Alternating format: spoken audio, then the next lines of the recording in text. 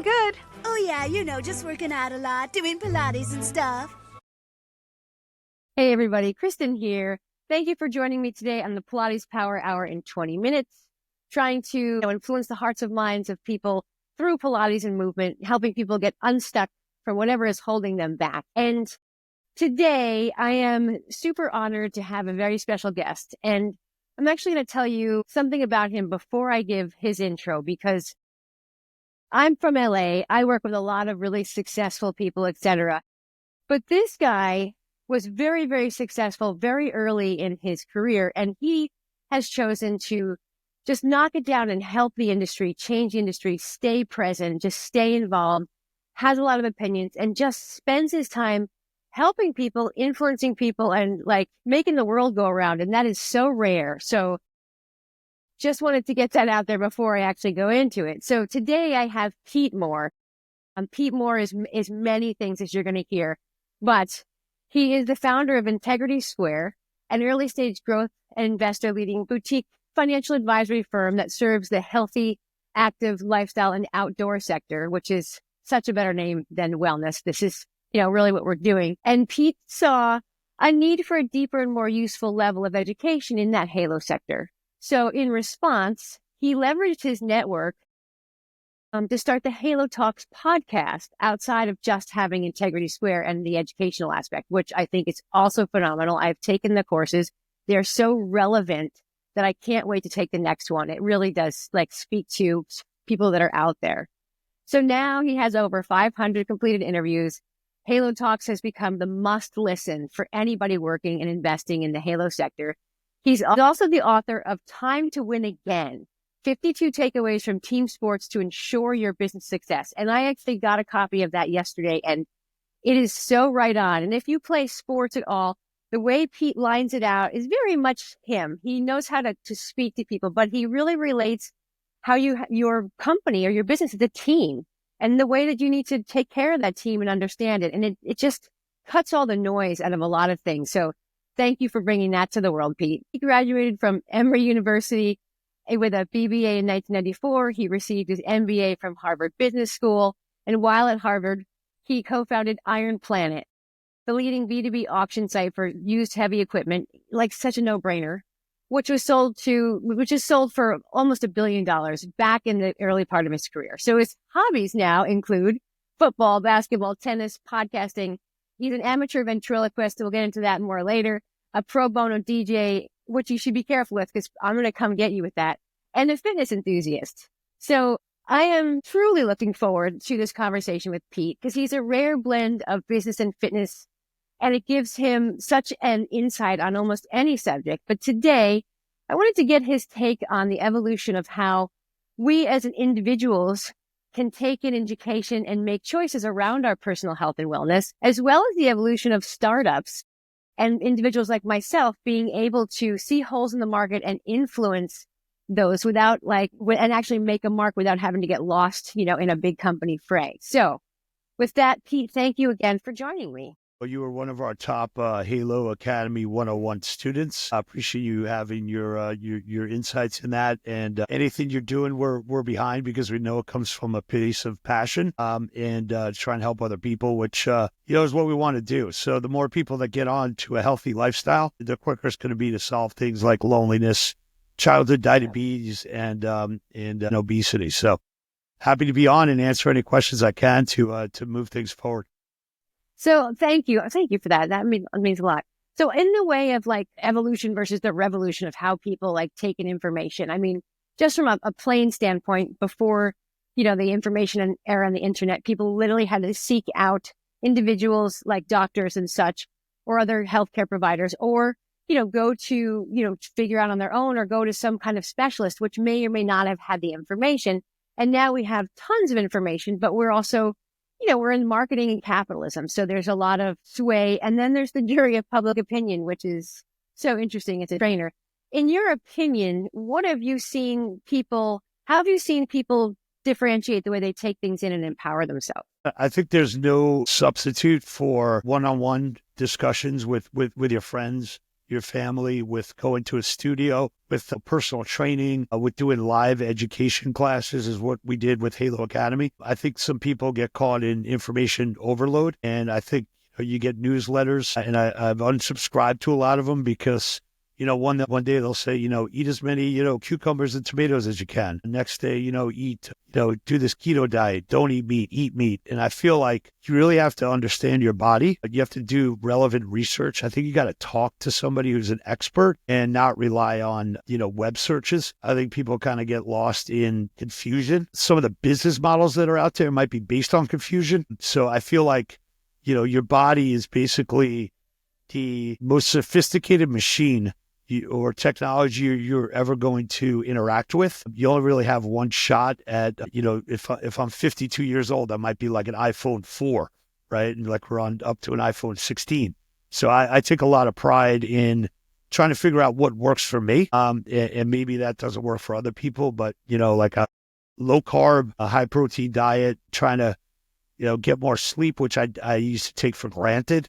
It has really changed me personally, and also the hours that you eat, the portion control. So I would say you could get a lot of knowledge from the internet, but you actually have to test it yourself. And I feel like you should lean on people in your community, and not just rely on websites and ChatGPT searches. So I'm still kind of old school when it comes to live communication, and test it out yourself. I don't think there's any, silver bullet, if you will, on information.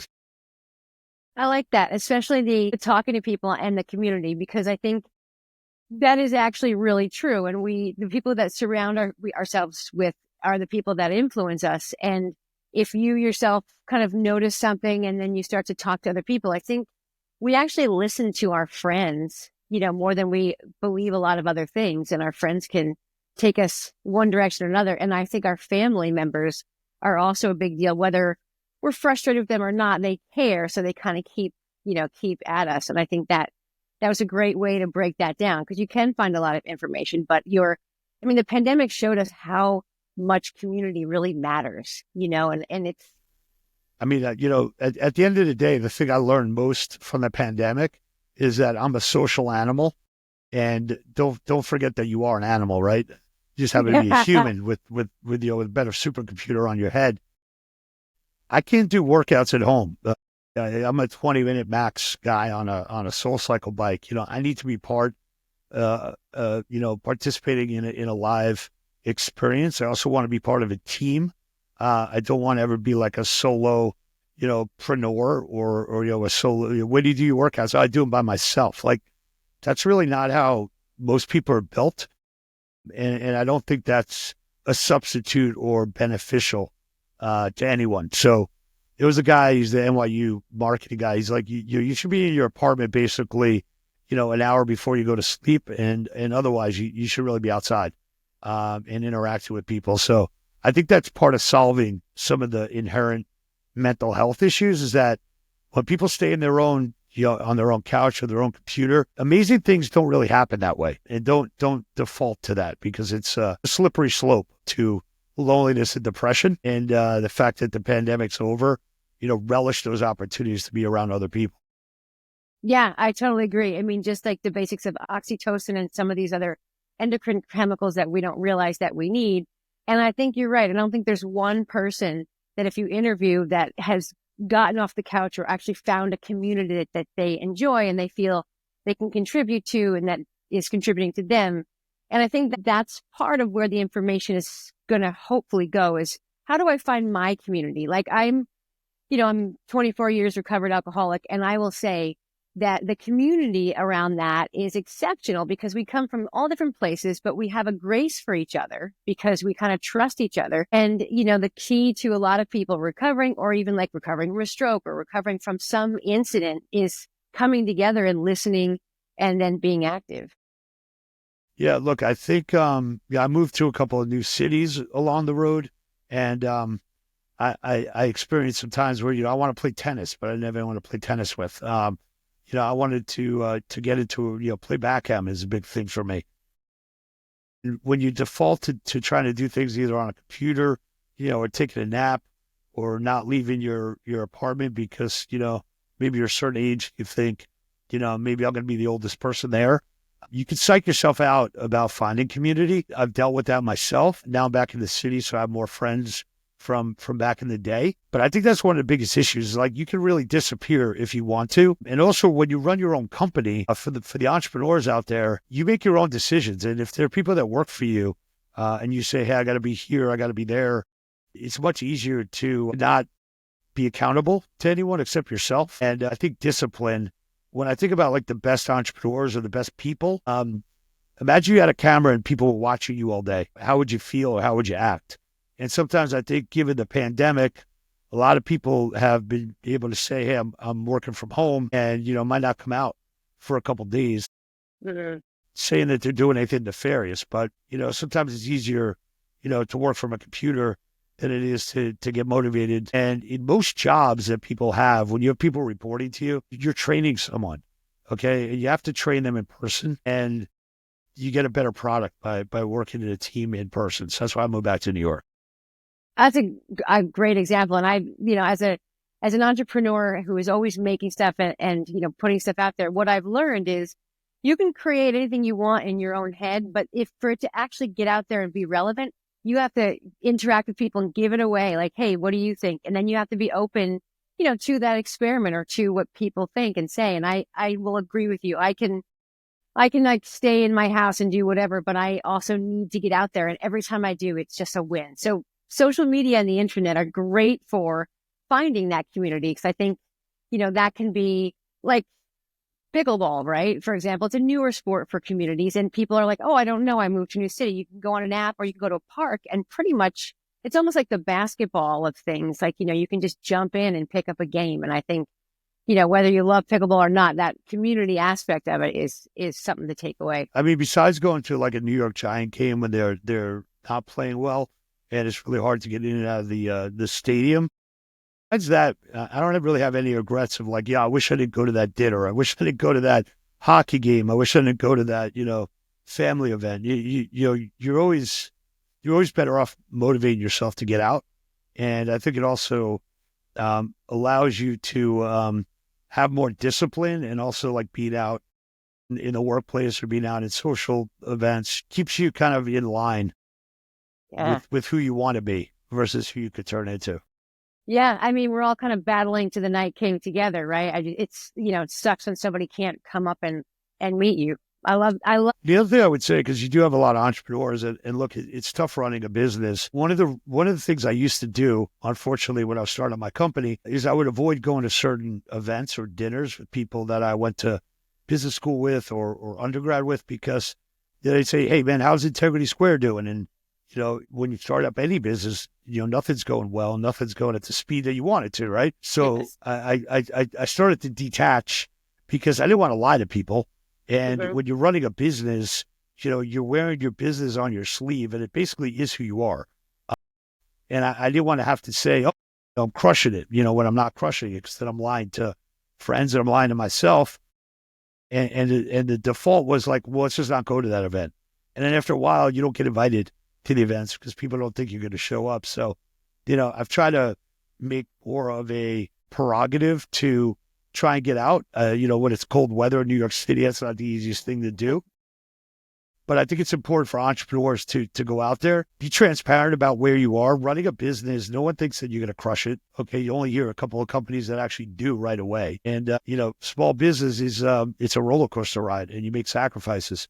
But one of the sacrifices should not be, to detach from your friends or your family. And I still have some of these issues, I'll tell you the truth, while things aren't going well. Like they don't really care at the end of the day. Yeah. They just want to hang out with you. And sometimes you forget that, that it's the friendships that allow you to be who you are, and they have to be with you all the time, or else you're basically, you're playing the long game and just like a singles tennis player your whole life, which is a terrible thing to be as a profession. Yeah, I completely understand. I've experienced that myself. The other thing that I experienced too is not just like, I'm not sure how to talk about my business, but also that people start to think you're going to want to invest in it. Like they're going to ask you questions. You're going to put them on the spot. And it is the task to just be yourself and like say, hey, no, my business is X, Y, and Z, but I'm here to hang out. And that's something that I had to kind of to learn. And I didn't even realize it was happening. But because I talked about my business so much, because that's what was going on, people just assumed that I was going to come at them. And that was a big lesson. I appreciate that insight from you. There are times when I'll go out and I'll just say to a friend of mine, I don't want to talk about business. Just talk about anything else. And just set up like a Chinese wall, if you will, that, I don't need to talk to you about it. Or the other thing that I want to mention, and this is an aside, but if you take in money from a friend on a friends and family round, or like they're an angel investor with you, think twice before you take money from friends in investments, because it's going to be part of every single conversation that you ever have with them again, until you either make money, they get paid back, they get a return, or you unfortunately have to tell them that, it did go well, and you got to write off the, as a tax write-off. So one of the things that I would say, to my old self would be, let's not fund this company, or let's not guarantee this, because it contaminates relationships with money. I'll just put that out there. I totally agree. And I think as an entrepreneur, you're so desperate and you believe in yourself so much that you don't think it's going to go that way. And it absolutely can. I mean, even if friends like come and say, hey, can I borrow money, this and that? My policy is I will just give whatever I can and say, hey, just keep it, because I don't want to have that dynamic. Because you're right. It's always there. Always. Yeah. And look, as an entrepreneur, you're always, the glass is always half full, and you're always like a couple weeks from closing a big deal. And at some point, you have to know when to say when. And most people that start companies have never failed before to any like real magnitude in their life. So you think you're going to win, but sometimes that's not under your control. It could be the market, It could be the product, it could be investing cycle, it could be interest rates, it could be, things that you have no basis to think that, you're going to win when the tide's up against you. I would just say being an entrepreneur is, if you're going to sign up for that, you should know what you're sacrificing. And there have been a lot of LinkedIn content pieces I've seen recently to help entrepreneurs know that, what you're doing is not for the faint of heart. And, it's not going to be roses. And, there are guys I've had on the podcast who've said, oh, my company was a 38-year overnight success. 38 years later, they've come out the other side. So know what you're signing up for, and try and set some parameters when you go out and when you talk to your friends about what you want the outline to be of what's going to be discussed, because that might be the best advice that I've gotten. I'm not sure if I got it from someone or came up with it, but. Well, you've had the experience, and in my experience, I've definitely gotten to that place, just like, being a real entrepreneur since 2013. And it's like, okay, 8 years later, I totally agree with you. And and more of that should and probably will come out in the entrepreneurial community, because I think, more and more people, this is kind of segueing into my next question, are able to be entrepreneurs, or able to at least, have some kind of income stream or some kind of contribution to what they believe in, and that brings all of that learning and those values. Yeah. And the guy I used to work for said, experience is what you get when you don't get what you want. And sometimes an entrepreneur has, bags full of experiences, which is great long term, but while it's happening, doesn't feel like a necessary additional learning. It never does. It never does. But to my next question, especially for you, the way that the world has changed with the internet, and also just the accessibility for someone with an idea to see the market and to just kind of knock it down. You have, I know that for at least in the fitness industry, a lot of times, like bigger companies like Precor, right? They are so good at what they do already that they're not going to innovate necessarily. So they look to maybe entrepreneurs or smaller business to have innovative things that they can kind of jump into. But it feels like we're getting more towards, just smaller businesses and entrepreneurs creating companies that are valid, that go alongside of maybe like Precor, or like, Life Fitness or something. What have you seen, or what is your opinion on that? Am I totally wrong about that, or is that true? No, there's a lot of, the best companies that get built are ones based on a frustration that somebody personally has that they figured out a way to solve, and then they commercialize that because other people have that same problem. It could be an add-on to a Precor bike, maybe it's maybe it's some kind of hydration drink that they, came up with, or some kind of formula. Or maybe it's, maybe you take your Precor bike that's in a small apartment and you put like a California closet, coat rack on top of it. Who knows what that is, right? But, you know, sometimes people come into my office, they'll say, I'm going to create a $500 million company. And I say, well, why don't you create a $5 million company, before that, and then figure out who you're helping. Is that cost effective? Can you make money doing it? And then look to scale the business. I love people that have grandiose visions, but at the end of the day, it takes a lot of work to build any business. And there are inflection points. And if you're taking money as a seed investment or a Series A or a Series B, each one of those series is basically a result of doing an experiment that went well. And now I'm giving you more money to scale it, or I'm giving you more money to proliferate that. So you have to kind of think of business as being almost like in a chemistry class where I'm doing these experiments. If they go well, then I have a right to go raise more capital. So that's how I think about it more methodically. And yeah, there's businesses that are, homegrown. And I love seeing an entrepreneur who comes out and says, look, I'm never selling my business. I do like reservations for pickleball courts. If you're a private equity firm or a venture capital firm, like, don't call me. I'm not taking your call. Like, I'm not trying to play this long game of taking in capital and losing control. Like, I have 20 employees. They're paid well. I make enough money, and I'm not trying to scale this business. I'm trying. This is my baby, and I'm keeping it. Yeah, like that. It's like that work-life balance kind of crossing over, like, into something that is sustainable. Like you said, solves a problem that also, does that. I mean, for me, I love personal training. I love teaching, and I love helping people on that one-on-one small basis. And it's helped me not get too caught up into that trap of like having to scale or not having the experiment. And most of the time I'm experimenting on my clients, and then I'll see if it can go broader. But I would never want to lose that part of me that just shows up, at the door and just hangs out and figures it out. So that was, and look, to your point, like you're helping people on a one-on-one basis. And then once they feel good, or they look better in the mirror, or, they have more confidence, that kind of cascades into, their partner, cascades into their family. It motivates them to do something else. One-on-one training is never like just one-on-one. If I get into an Uber and I make that Uber driver laugh, which is probably 99 out of 100 times, I'm not bragging, that guy or that woman, feels like important or special, or something positive happened, and they're going to get on their phone, or they're going to treat somebody else kinder, on the next pickup. So there's a domino effect that you don't even know you're involved in. And quite frankly, you're a trainer, you get paid well for your time. Maybe you don't need to scale your business. Maybe you're doing what you should be doing and helping people in your community. And, you need to have $100 million business. Well, what do I got to do to make that happen? And what do I got to give up? So I tell people, like, don't bring in capital unless you want to. And if you're going to bring in capital, you report to someone, and you're not an entrepreneur anymore. You have an employment agreement, whether you think you do or not.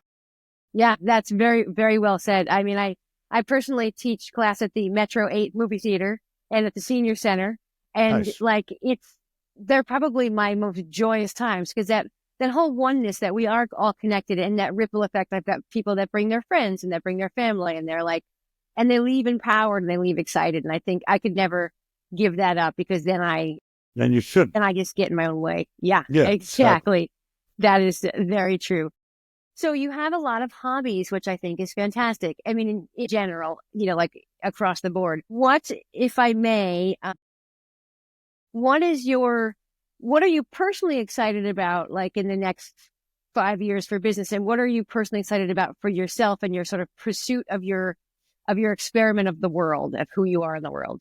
On the business side, I'm excited about artificial intelligence. I've been using ChatGPT pretty aggressively, and I feel like a lot of entrepreneurs are going to be able to do more without having significant expense. So I think it's going to be quicker for companies to scale and to actually interact and help people. So I'm excited about that. I'm excited about, I think the right information is finally getting out to the right people. So the food that you put in your body, it's going to get more and more easier to figure out, how to take care of yourself, Yeah. not to eat certain processed foods, and to live a healthier lifestyle. So I'm excited about those things on the business front. I'm excited about GLP and Ozempic, as we talked about before, because, I think one of the worst things people have is a phobia of getting dressed and going outside, Mm-hmm. wearing seatbelt extenders, or going on a plane in a wheelchair. Like, that needs to be eradicated, and that's by behavior. And I think people, need drugs to do that, and those things have pretty low side effects. On the personal front, I'd like to be able to play more sports, be outside and be a part of a team. I think down the road, I'd like to, basically probably be a professor at a school and, be part of team sports again, which I feel like I lost that part of who I am because I've dedicated myself to my business and not as much to my, activities and social sports related participation. And then I've also kind of learned to slow down a little. I just played this game where you take these little diamonds and you do diamond art with my cousins. And I was spending like a half hour a day just doing that. It's been pretty awesome. It kind of like turns your brain off. And I'm a big backgammon guy in board games.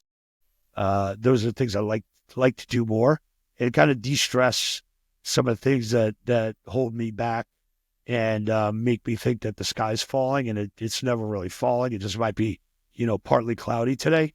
But I think a lot of entrepreneurs put a lot of pressure on themselves, and there's only so many things that you control versus you don't control.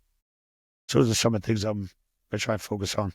So and I know that you're into business-wise, like into the recovery sector, and like, you're going and down that road. So would you say that something like the diamond game, or something where you're cerebral, but your brain is kind of in a nice state, would you say that would be part of recovery, or might become part of recovery? Yeah, I think anything you do to, slow yourself down. I see a lot of posts on LinkedIn, slow down to speed up. Saw some by Bezos the other day. Is like, if you're a manager or you're the CEO, like, you only really need to make like 2 or 3 good decisions a day. You don't need to make 100. And also being like the right, frame of mind to make those decisions is your most valuable resource. So I used to sleep like 3 or 4 hours a night, no joke. And then I take like one day a month and just like sleep like 16 hours a day. And I'm trying to make a conscious effort not to do that and run myself down, and know when you're at peak performance, and then hit that, and that you're not a machine. I used to think I was a machine, and the reality is, like, there are certain hours of the day, probably from like now until like 9 o'clock. It's 5 o'clock right now in New York. These next 4 hours is when I am most productive, and that's some of the time that I want to like hit it hard. And there might be times like late morning or right around lunch where I just know that I can't accomplish as much, based on like my sugar or based on, how well I slept the night before. So I think you got to know your own body. And I think if you're an entrepreneur, don't think like you work 9 to 5. Like, you basically work 24 hours a day. Yeah, you have to accept that. You have to accept your patches. Like, yep. Yeah, like 60, someone's like, oh, the earlier bird, catches the worm. I'm like, well, I guess I'm not having any worms today, You're not a worm eater. Yeah, and I'm not going to try to be, because it's not how my brain works. Yeah, I mean, that kind of goes back to what you were saying in the beginning about like knowing yourself and kind of having that observation. So when I usually close out one of my episodes, I usually do some sort of like, a little movement or something. But because you're here and you have some interesting hobbies, on the DJ side, it was kind of a creative outlet for me. And I really kind of got into that. That was something that was years ago, but I really enjoy the creative side. When you use your brain for like legal documents and math, and you really understand that like you're really a marketer and that you're creative, you got to find an outlet for everything in some way and not let it linger, or else you're not really true to yourself. What do you usually play DJ wise? Is it friends and family, or do you actually find venues? It's a lot of pro bono venues. I used to have a Hamptons house, so I would DJ every weekend. Nice. Yeah, I used to do a lot of like EDM music, and also like, compilations with, now I'm like a Swiftie. Anything Taylor Swift related is my things. That's all awesome. The Swifties out there. I mean, who isn't in a way? I mean, she does speak to everybody, and, so thank you again, Pete. That was invaluable information. And I look forward to the next Academy, and Good luck out there in the cold and also finding that community. I can't wait to see you in person again. Awesome. You too. Love what you're doing. Keep doing it and know that you're affecting a lot more people than you even know. Oh, thank you for that. I Awesome. appreciate it. All right. Go All right, Halo. we'll see you next time. Bye. Definitely. Take care, dear. Bye. Awesome. So how about Pete Moore? Now you can see why I was so excited to have him on as a guest. I mean, until loneliness, childhood diabetes, and obesity are not issues anymore, he is going to keep getting out there and knocking it down because that's his passion. And for me, I love how he draws from his own experience, real statistics, and he's in touch with his own journey and struggles, both in the past and currently, and he doesn't mix words about those. He gives us, the real information. And I think that that's priceless. And I always learn something from him, especially around, how to be who I am, who do I want to be? And, when I talk to Pete and I feel like, I'm somebody that Pete wants to talk to back, it makes me the much better version of myself. So I hope that that's what you got out of it too. I will put the link to Halo Academy, to Integrity Square, and to Pete's new book, 52 Ways to Win at Business, Treating Your Business Like a Team. So that's it. Thank you again for joining me. And I love you, and I can't wait to see you in the next one. Okay, guys. Bye-bye. Hey, everybody. Thanks for watching and listening. You can find all episodes on Apple Podcasts, Spotify Podcasts, and iHeartRadio.